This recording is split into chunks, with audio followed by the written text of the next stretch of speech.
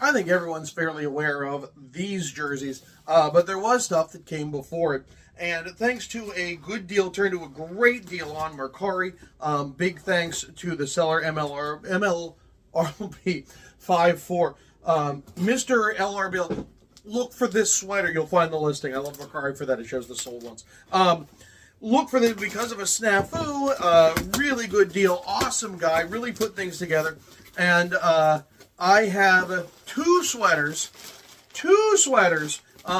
One is the hockey sweater that you expect. The other is a football sweater. That's right, a football sweater.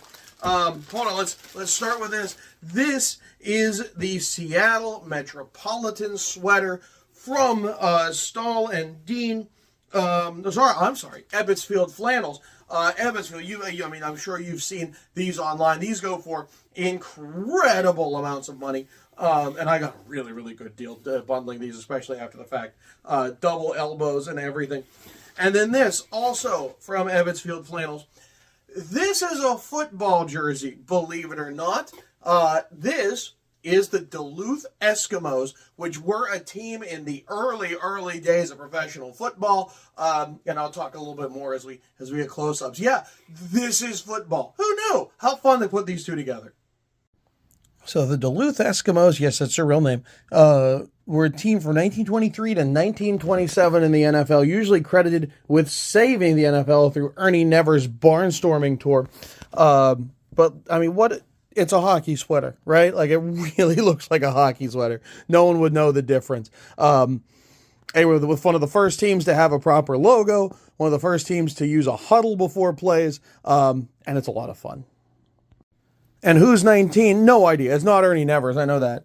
But usually there's a lot of these where they'll put someone generic so they don't actually have to pay royalties to an individual. But if anyone can track down a 19 for the Eskimos, please let me know. And then the one I'm sure you've been waiting for.